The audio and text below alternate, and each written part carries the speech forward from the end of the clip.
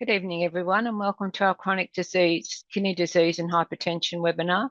This event is a joint initiative with Kidney Health Australia. My name is Helene. I'm the Workforce Development Officer at Western Vic PHN, and I'll be your facilitator this evening. Alongside me is Jade, who is also in the Workforce Development team.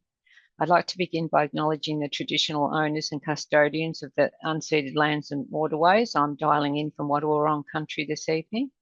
We recognise their diversity, resilience, and the ongoing place that First Peoples hold in our communities. We pay our respects to elders, both past and present, and commit to working together in the spirit of mutual understanding, respect, and reconciliation.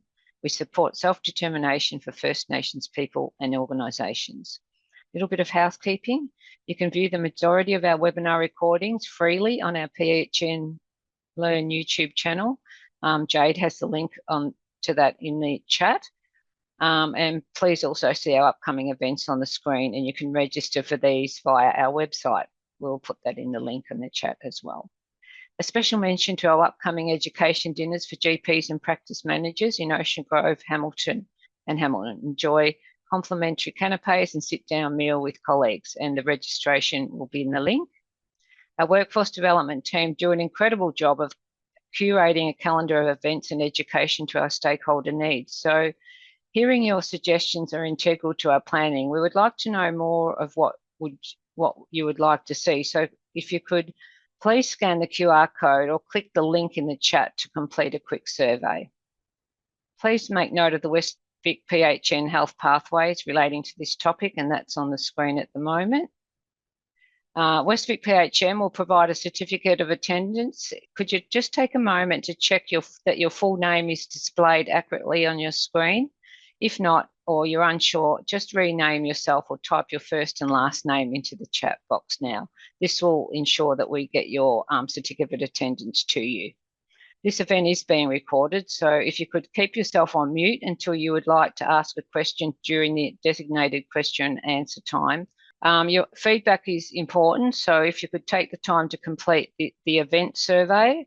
So this is different than the workforce development survey, and there's a link to that in the chat box to complete after the event.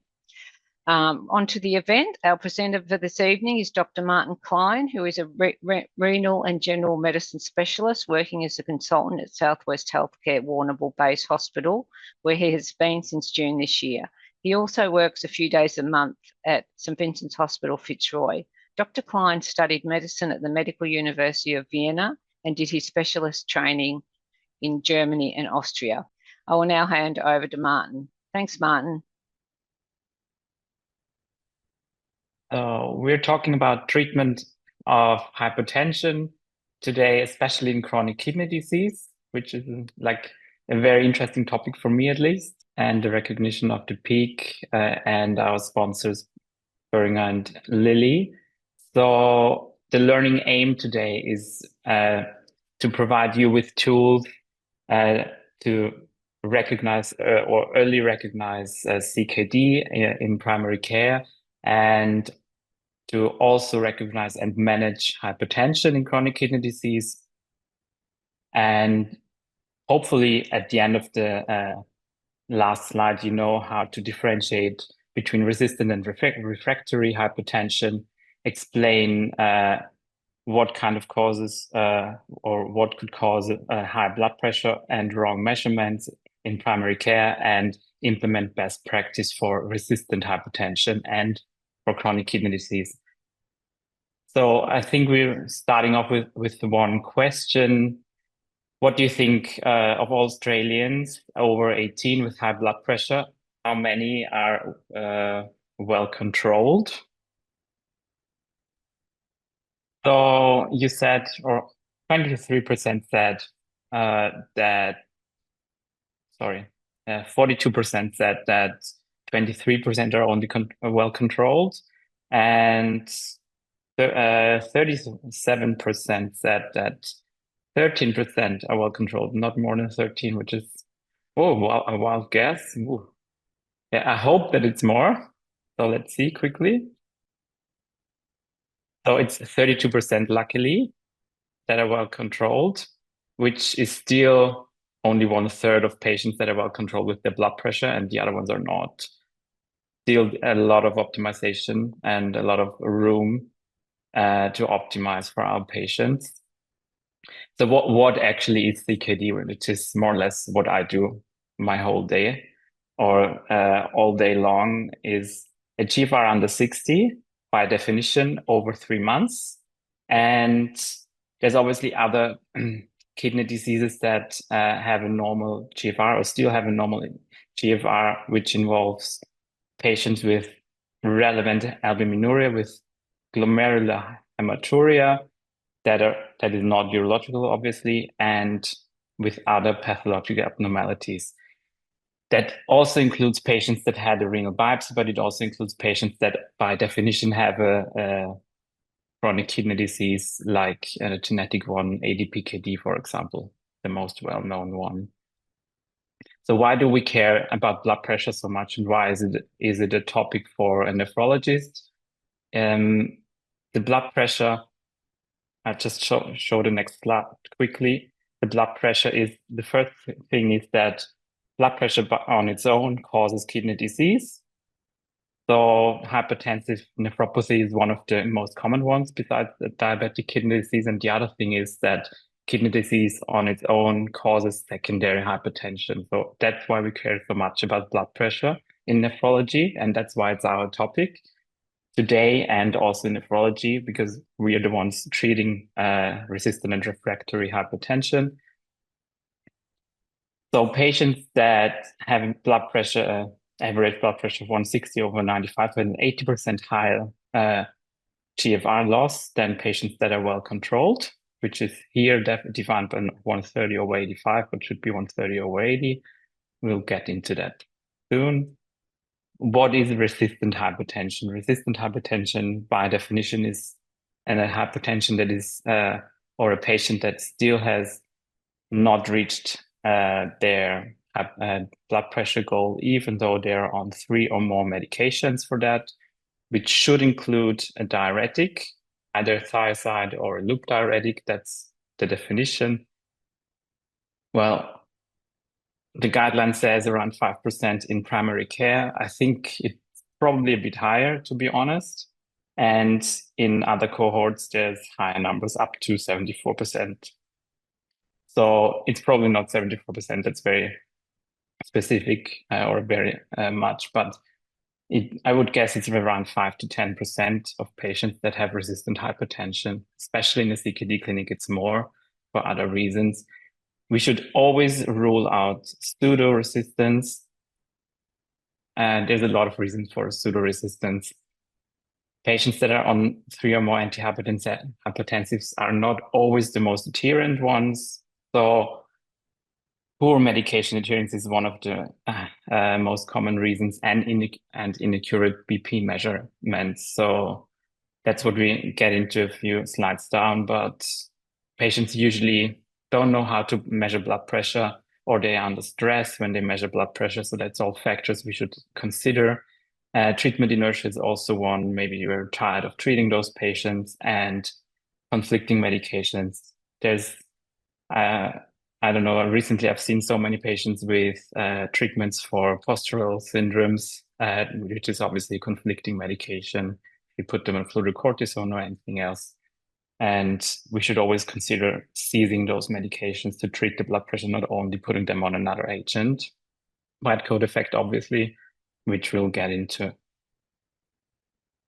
What is refractory hypertension? Just for your information, we're not getting into that today, but patients that are on 5 or more antihypertensives, including a thiazide diuretic and spironolactone or one of the other MRAs.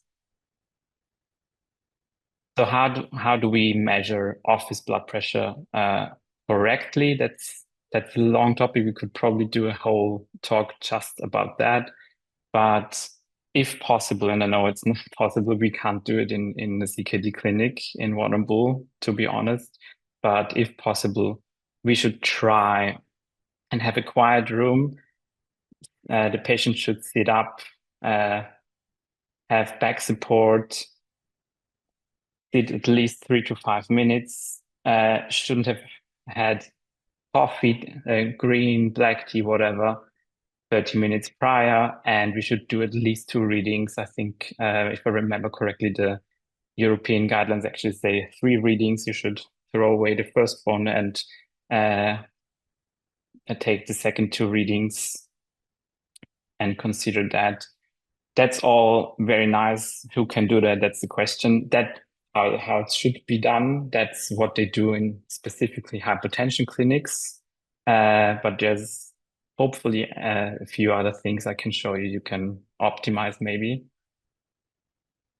So what are causes of secondary hypertension?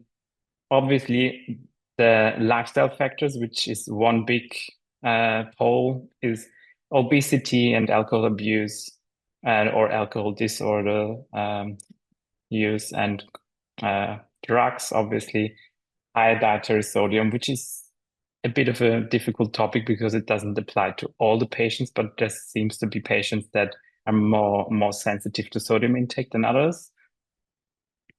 Then obviously drug-related secondary hypertension if patients consume a lot of NSAIDs, if patients consume sympatomimetic agents, EPO is one of them. All the medications we like to prescribe for transplant patients, cyclosporin, tacrolimus, and other immunosuppressants. And obviously volume overload, which is probably the most obvious one. Other causes of secondary hypertension, which you're probably more interested in, and how to rule them out, is by itself, like I said before, the CKD. CKD can cause secondary hypertension. So it's very difficult to differentiate if the hypertension is the primary problem and the CKD is the secondary one, or the other way around. It's usually just the history that can help you with that.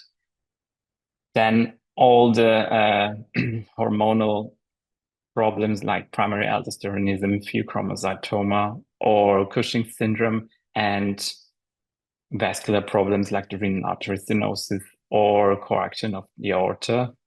That's the most common ones, and obviously OSA, which is also a very common one and gets more and more. I'll just go through it and quickly tell you how I usually do it, and then we can have a quick look what the further diagnostic tests say.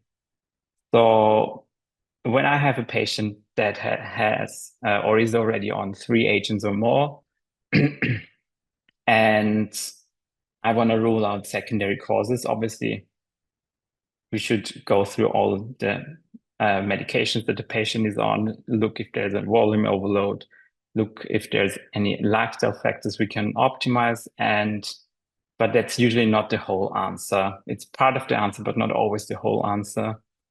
And then I usually send the patients for a kidney ultrasound and right away do the renal artery stenosis or rule it out with the ultrasound, get a duplex ultrasound. And when, if possible, also get an echo. Echo will help you with the coarctation. If you have someone, technician that is very good with doing echoes, they can rule out coarctation if they can see the descending aorta. Otherwise, you could do a CTA scan, which I would only recommend if it's very young patients and you have any signs of coarctation, like the absent femoral or absent lower limb pulses. And with the hormonal diagnostics, I usually do fasting bloods and get renin, aldosterone, and the quotient. I'll get the metanephrines in the morning metanephrines in between 7 and 10 o'clock, and I get the morning cortisol level just for screening. If there's anything coming up positive, I'll get further into that. To be honest, I don't think if you're very keen on that, I don't think that should be something that you need to do in primary care. You have so many other things to do in primary care. If you have a patient with 3 or more antihypertensives and the hypertension is not controllable, just send the patient to us. It's fine. We can have a look. We can do all the diagnostics. and see if there's anything we can optimize. Worst case is that we're going to send the patient back with another medication and say there's nothing else we can optimize. If you have any signs of OSA, obviously you can send the patient to do a polyneuropathy already. That's a very common cause. And yeah, I don't think I have to tell you the signs like high BMI, snoring, that diabetes patients are likely to have that. And usually we also get a baseline TSH, which is really easy, but that's not a very common cause for hypertension, to be honest. So what's our goals for blood pressure? Well, I have to quickly jump in there. The Kidney Health Australia guidelines say 130 over 80, which is totally fine because most of the guidelines say that. Just to play devil's advocate, the KDIGO guidelines, which is the international kidney guidelines, and the international renal guidelines say 120 over 75, which is a bit, controversial, to be honest, but that's what our guidelines say. And usually we try to reach 120 over 70 or 75 if possible, obviously.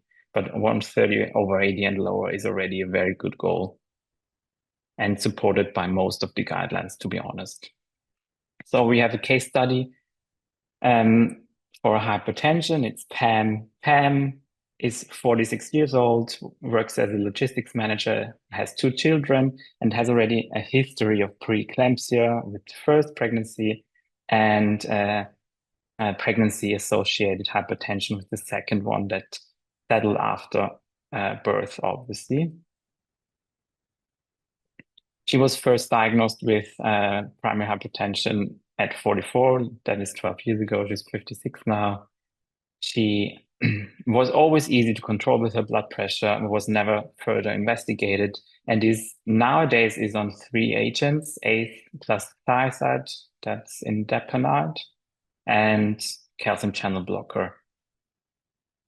She's very adherent with her medication, and her recent office blood pressure was pretty high, to be honest, for 3 agents. So her further history shows that her mother died of a stroke pretty young, and she periodically gets those hot flushes. And her menopause was 5 years ago. She is not on HRTs and doesn't take any pain medications regularly.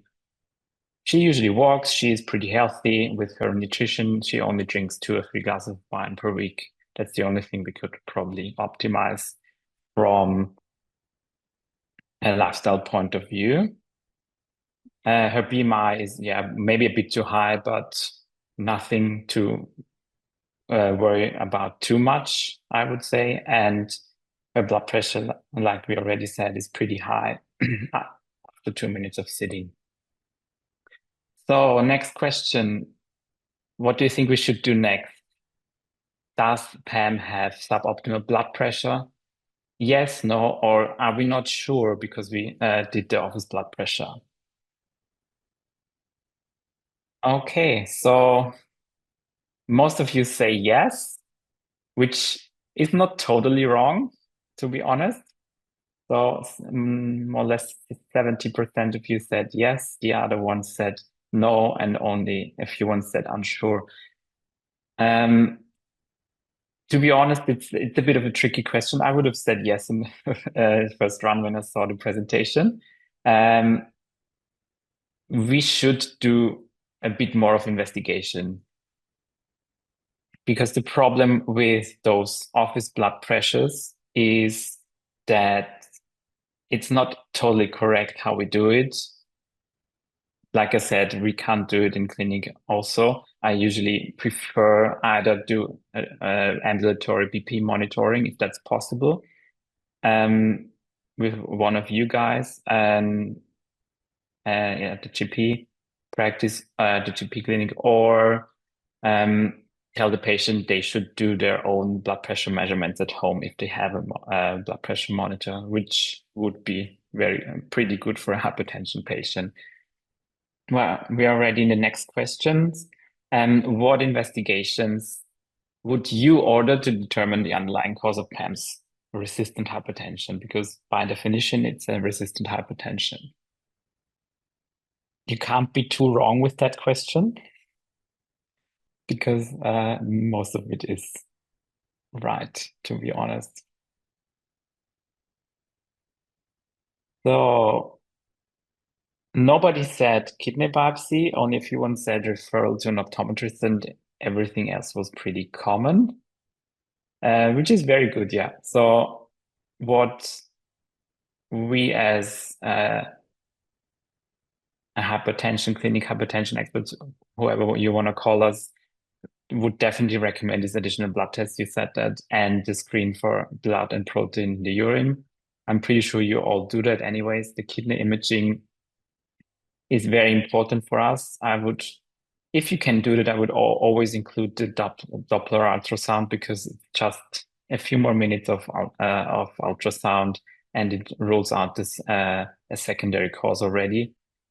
The cardiovascular assessment we should always do with the hypertension patients, and a referral to an optometrist is a good idea, to be honest, just to have a look if there's a hypertensive retinopathy.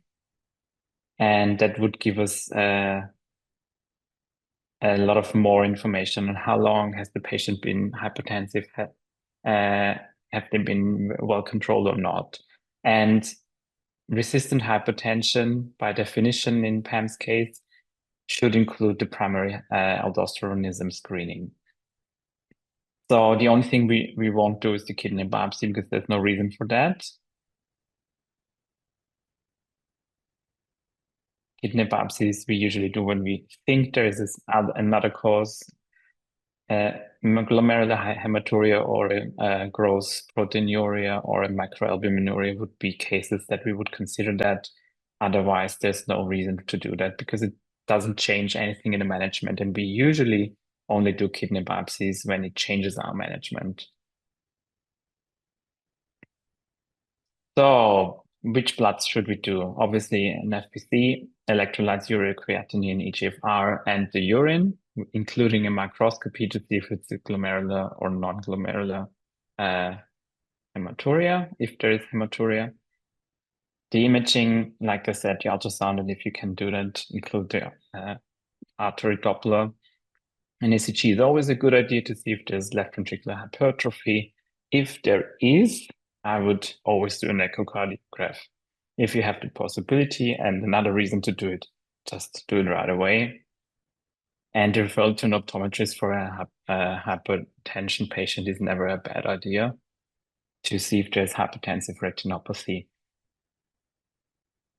And the screening for the aldosteronism, like I said, should be included in every patient that has resistant hypertension. So what we usually do, like I said, is the minimum screening for a resistant hypertension should be the ultrasound and the aldosterone to renin ratio, or renin aldosterone antiquotient, whatever you want to call it.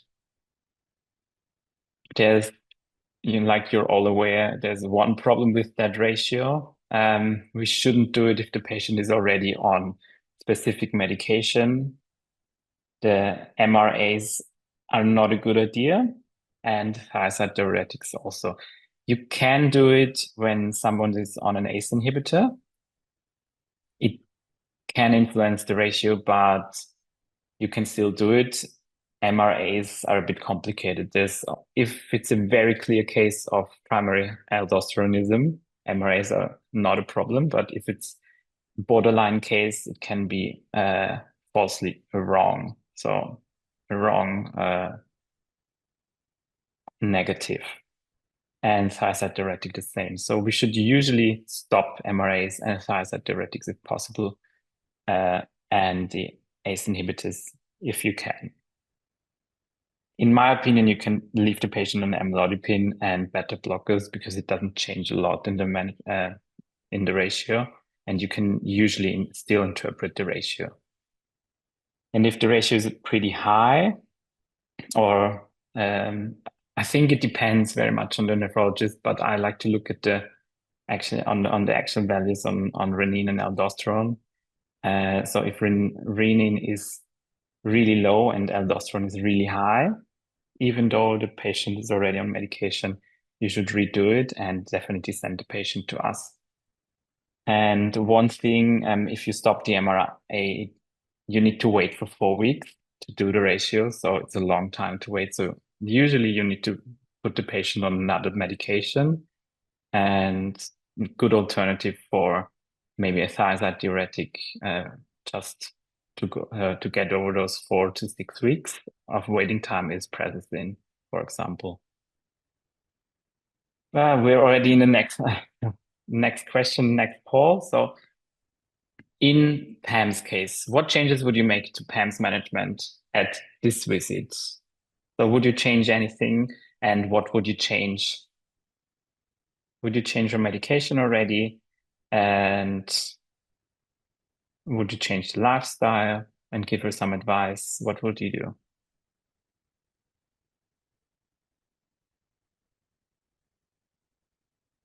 Okay, so most of you said you would increase, sorry, it's the second answer. Yeah, you would increase ACE and thiazide diuretic already.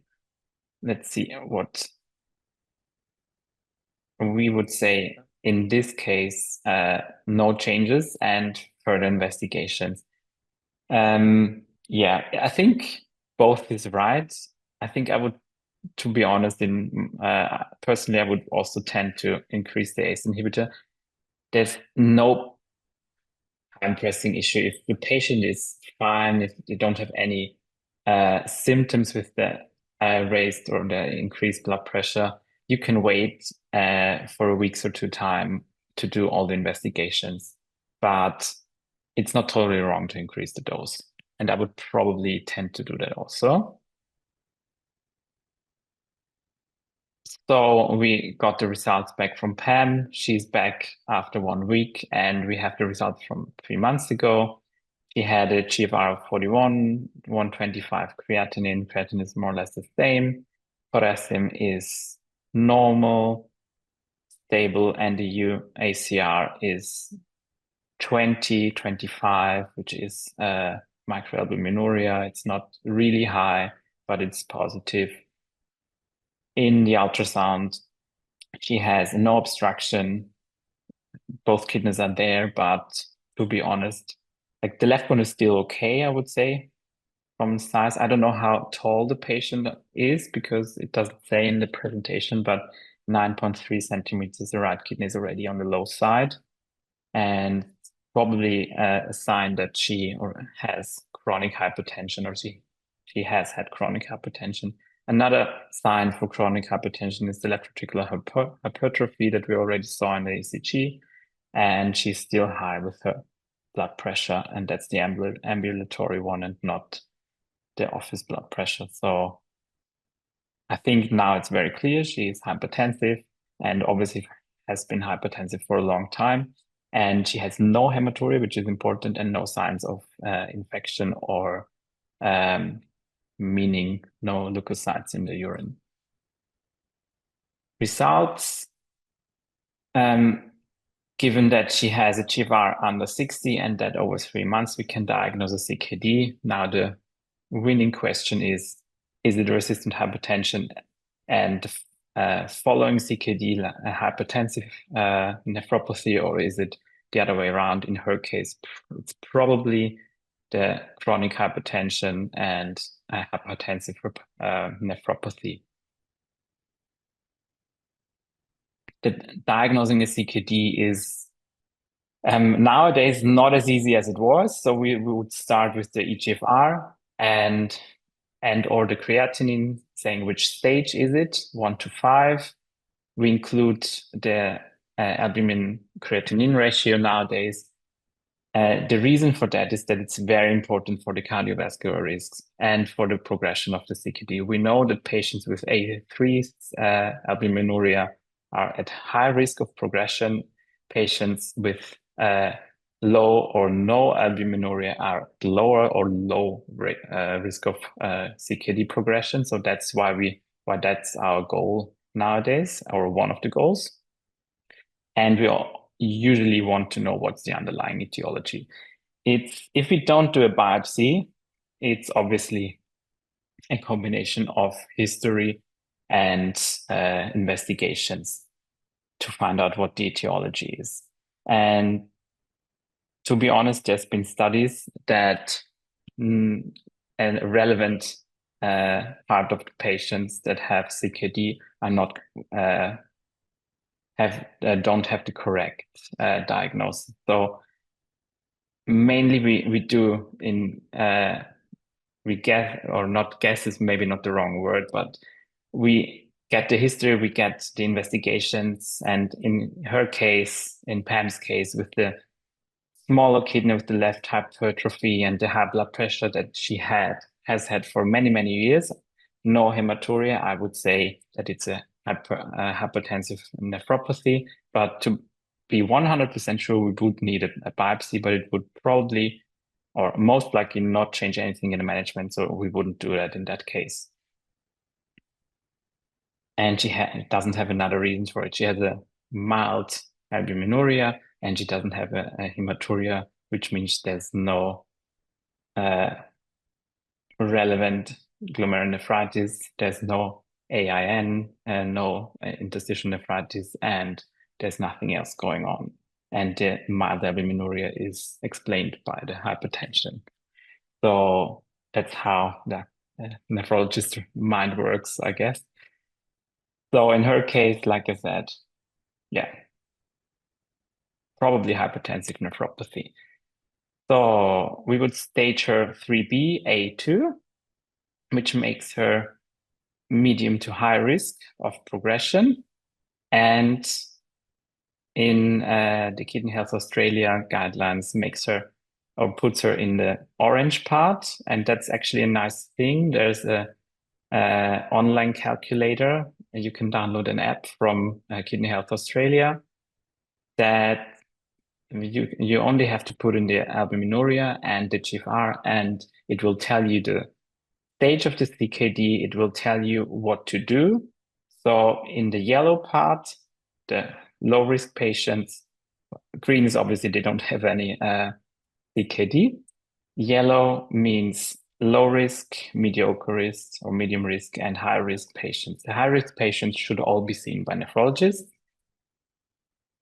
And the rest, the app will tell you what to do and how often you should do it. So for the orange patients, usually reviews every 3 to 6 months, and blood pressure, and lifestyle changes. And sorry, what I forgot is also obviously screening for diabetes and screening for hyperlipidemia, which is very important. I'll tell you in a second. Pam's ambulatory blood pressure report shows us that during the day, she's high with blood pressure. She's also high during the night. She's in general high of around 160/93. And when she's asleep, she's still way too high with her blood pressure.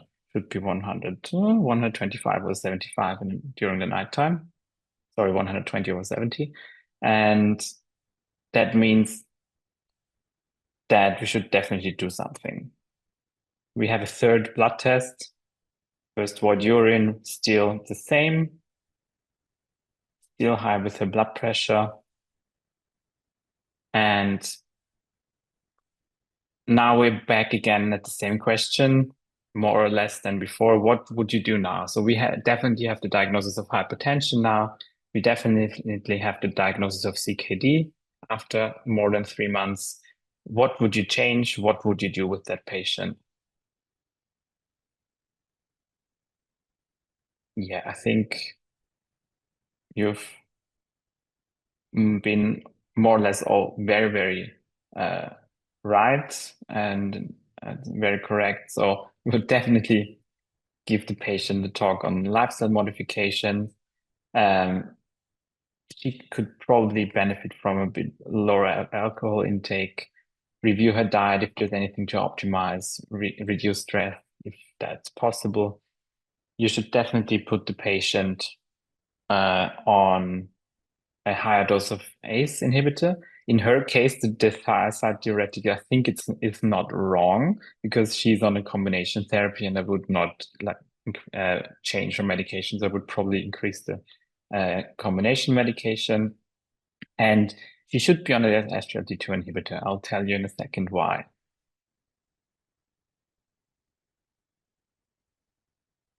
So what we've done for Anne so far, which is actually a lot, we established the diagnosis of resistant hypertension. We ruled out pseudo-resistant hypertension. We discussed lifestyle changes with her, discussed her medication. We increased her ACE inhibitor to reach her blood pressure goal, which is under 130/80. We encouraged her to do home blood pressure monitoring, which I'm actually a fan of because that's what we want to know. We want to know the resting home blood pressure of the patient. We don't want to know the blood pressure of the patient. Usually office blood pressure is, it's a lot of stress. The patients run because they're late, then they get their blood pressure measured and it's always high, it's always too high. The heart rate is way off and nobody has time to sit them down for 5 to 10 minutes and tell them that they shouldn't talk. So home blood pressure measurements and ambulatory blood pressure measurements are the optimal.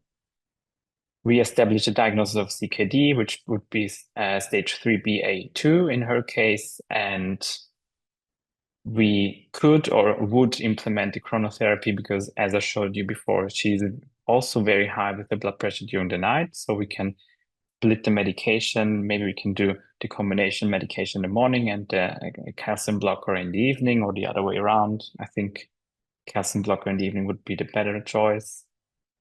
And we would add an SGLT2, like you already said, and talk to her about sick day rules when we put her on SGLT2.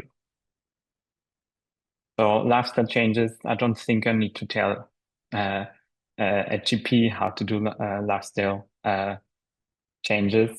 I think you know better than anyone that that's a very important part of treatment, and that smoking and nutrition and alcohol intake is very important. Also physical activity, obviously. So I think I've already exhausted myself as answering that question. What is the cause of PAM's CKD? I would say the resistant hypertension. We had a normal ultrasound. We don't have any hematuria or leukocyturia, pyuria, and we don't have any signs of GN. We don't have any signs of interstitial nephritis, and we don't have any obstructive uropathy.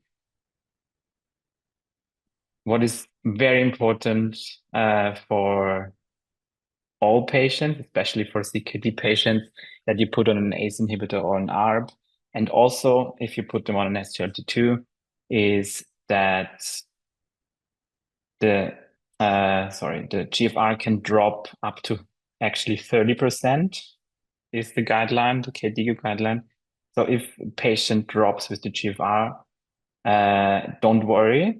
If it's less than 30% drop or less than 30% raise in creatinine, it's not a problem. That's the normal effect of an ACE inhibitor because it reduces the blood flow in the glomerulum, also the SGLT2, by the way, and it's reversible, and it's not a sign of loss of GFR. It's a sign that the medication works. The only thing is if you have an arterial stenosis in the renal artery and it drops more than that, that could be a sign that we should investigate further. But usually the drop less than 30% is not a problem and it can be accepted. And you don't need to reduce the dose and you don't need to change the medication for that. So my favorite topic in the last few months, why should you put the patient on an SGLT2 inhibitor? I'll just quickly start the other way around.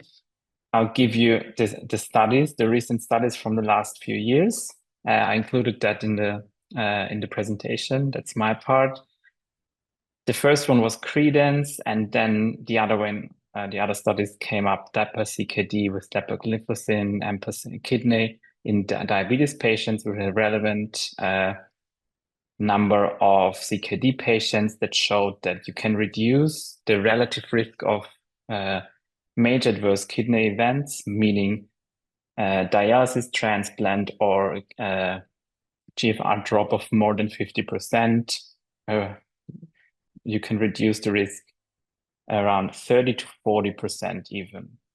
And in non-diabetes patients, still 20 to around 30% relative risk reduction, which is a lot. That's why SGLT2 inhibitors were approved for CKD. Because that's so the PBS guideline is very specific to the studies. It says, and that's the inclusion criteria of the studies, says that you can use it for a GFR of 25 to 75 and UACR of 22.6 and larger, which equals 200 milligram per gram albuminuria. And the patient must be on an ACE inhibitor or an ARB for at least 4 weeks and stable. Doesn't use another SGLT2, obviously, and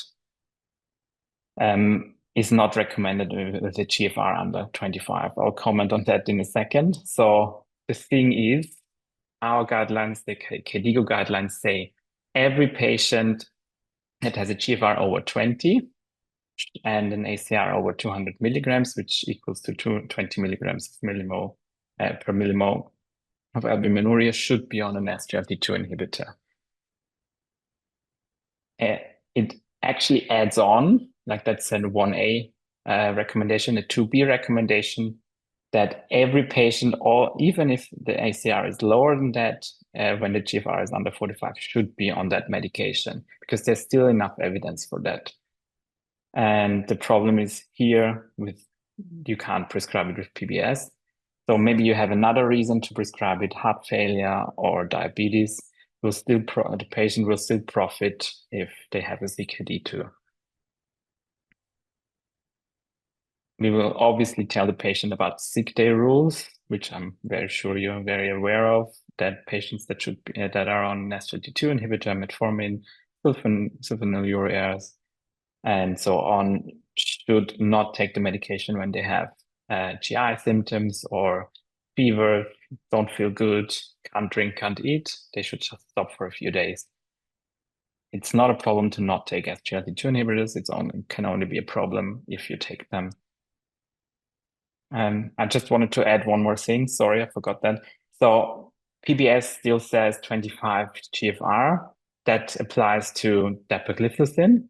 The empagliflozin you can prescribe up until 20 GFR. So, okay. Next topic, statin therapy for CKD. That's a bit of a tricky topic. I will show you why. What is very important is you should do a fasting lipid profile for every CKD patient and obviously consider secondary causes, not only the CKD. When LDL is very high or the triglycerides are very high, and obviously you can't do too much about LDL cholesterol with your lifestyle, but you can do a lot with hypertriglyceridemia.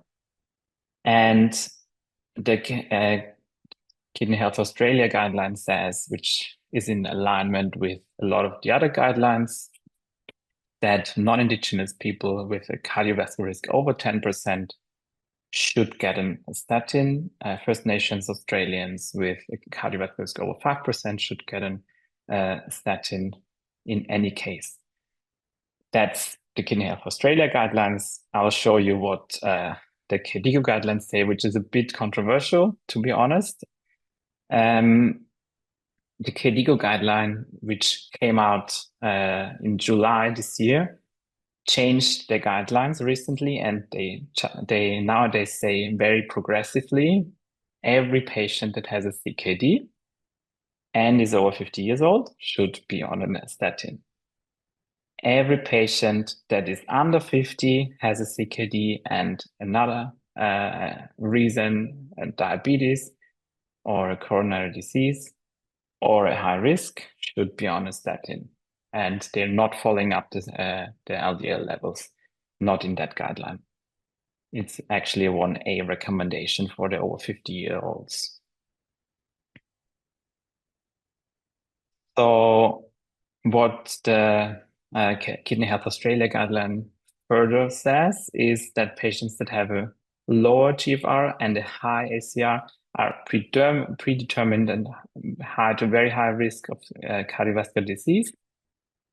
And patients that have a CKD but a GFR over 45 and a microalbuminuria should still be considered for reclassification to a higher risk category because of the mild microalbuminuria. And I'll just show you in comparison to all of that, the European cardiology guidelines that actually they are not too new. That was 2019. They already said that every patient that has a GFR under 30 is high risk, should be at an LDL level of 55, which equals to 1.4 millimole of LDL-C. High-risk patients is every patient that has a GFR under 60 should be under 1.8 millimole. So, and every patient that has a GFR under 60 and a high risk and or a diabetes with organ damage, already cardiovascular disease is also very high risk, should be on a statin, should be under 1.4 millimole. Quintessentially, what I wanted to say is more or less every patient that has a CKD has probably a good reason to be on a statin. And I have to be very honest, we are not very consequent with that in nephrology, not yet, but we try to be. And I'll try to implement that more and more nowadays. I know that's a controversial topic, and we probably need to discuss that in the next few years, but that's what the guidelines say. So more or less every patient that has a GFR under 60 should be on a statin, and you should consider that for every patient with a CKD. And if the patient, especially if the patient has a mild albuminuria or a microalbuminuria, you should also think about, even if the GFR is higher, of reclassification and a lower LDL-C goal. I put in that slide just to give you a bit of an overview. Now we've covered all the topics of CKD and hypertension, and what more or less my job is every day is to delay the CKD progression. That's what we do the whole day, more or less, in the outpatient clinic. Not only diagnose CKD, but also delay progression. And what are the most important things is lifestyle, obviously. And I just wanted to include that because that's a new point. I think it's a 1A recommendation in the new CKD guidelines. That patients should be on a mainly plant-based diet. So nowadays we say that a more plant-based diet is much better for the CKD patients, which is different to the very old guidelines. Every patient should be on an ACE inhibitor and SGLT2 inhibitor if there's an indication, and every diabetes patient that has a CKD should be on a non-steroidal MRA if there is an indication. And very new in the, it's not in the guidelines, but that's just came up the few last week with the FLOW study, is that there's new data on GLP-1 agonists and CKD, and it also lowers the risk of major adverse kidney events. So that's probably a topic for the next few years. There's obviously no availability for CKD in the PBS, but maybe it will come. Let's see. And that's also from the CKD KDIGO guidelines. So baseline obviously is the healthy diet, the physical activity, smoking cessation, and weight management, and then the medication, which is an SGLT2 if indicated, and blood pressure management mainly with ACE inhibitors, and so that with calcium blockers and use of non-steroidal MRAs, which is the finerenone for diabetes patients, and the statin-based therapy with of hyperlipidemia, which I just told you. Antiplatelet therapy, aspirin is still only indicated if there's a proven cardiovascular disease.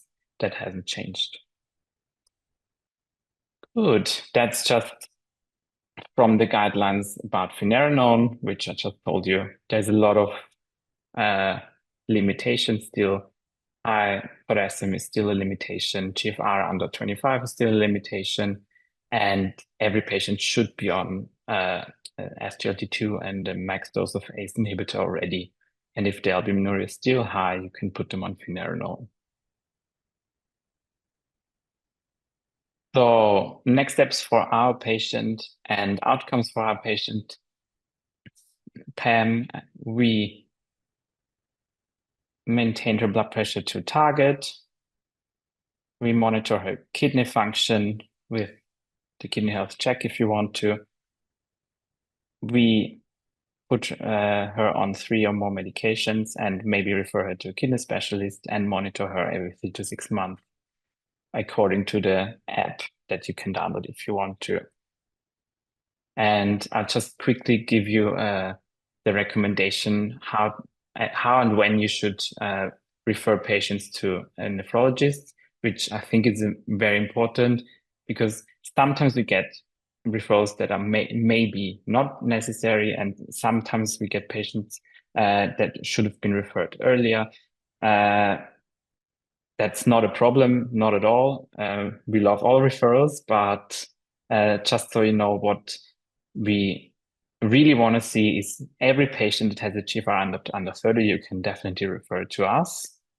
We want to see them because we need to manage secondary CKD problems like anemia, metabolic acidosis, and so on. Patients that have ACR over 30 after treatment, so if they're already on an ACE inhibitor, if they're already on an SGLT2 and still high with the albuminuria, or if you don't know why they have albuminuria, good point. So if they don't have a diabetes, don't have any other disease that, or if you're not sure why they have an high ACR, just refer the patient. It's not a problem. If patients are on 3 or more blood pressure agents, you can definitely refer to us. And if patients have a rapid decline in kidney function, you should definitely refer, maybe not to us, maybe to emergency, if there's a rapid decline in AKI, obviously.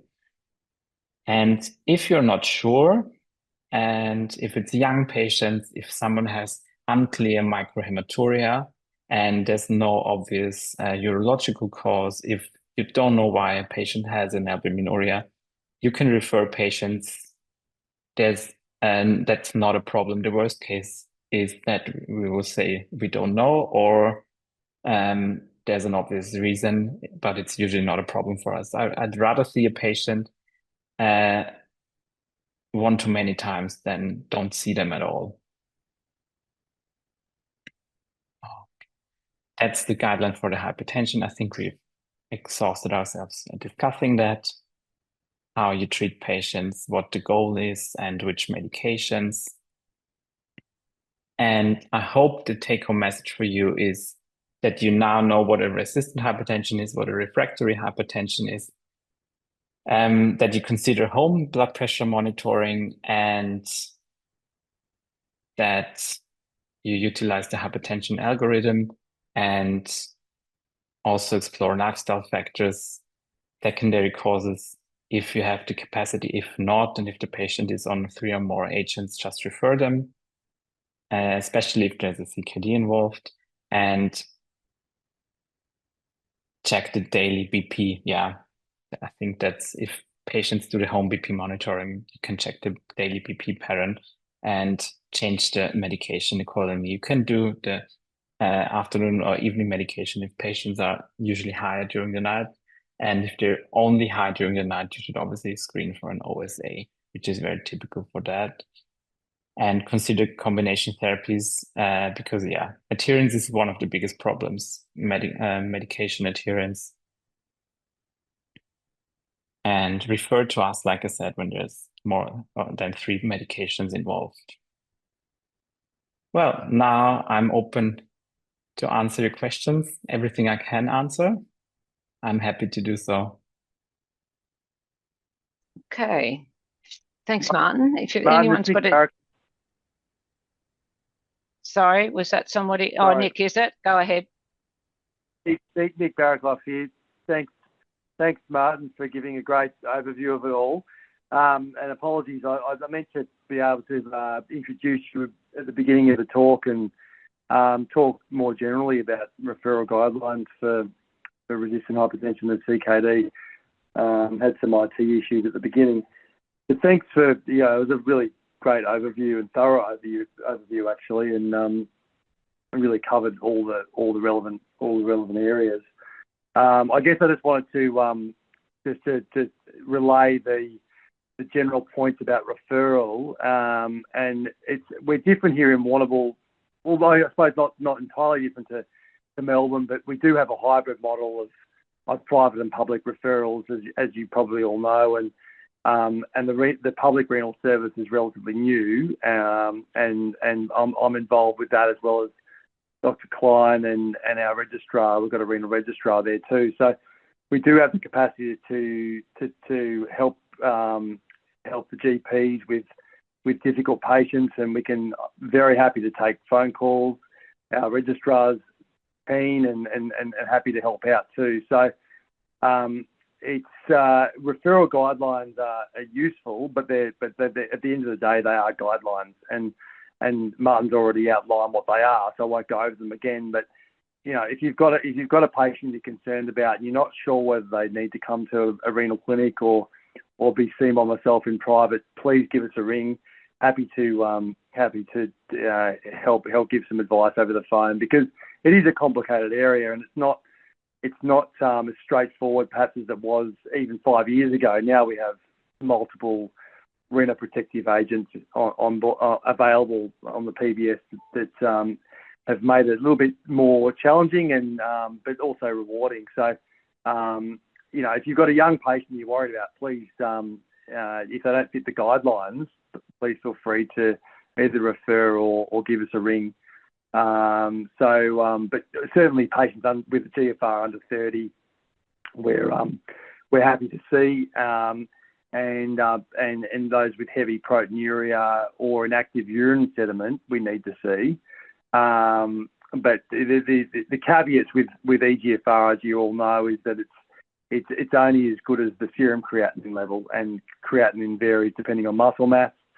And aging has an impact too. So we lose 10% of our GFR every 10 years up the age of 40, and that's a relevant factor. So you don't need to be sending a 90-year-old with an EGFR of 25. Okay, you can send that patient if you like, but be aware that GFR declines with aging, and you've got to look at the stability of the GFR. If someone's had a GFR sitting at 35 for many years and it hasn't declined over that time, then that's less of a concern than someone who's got a rapidly declining EGFR, particularly if it's associated with heavy proteinuria. So, and I encourage you to look at the heat map of CKD and that association between EGFR and albuminuria, because someone with a low EGFR and heavy proteinuria is much more of a concern. Okay, so bottom line is we've got a hybrid model.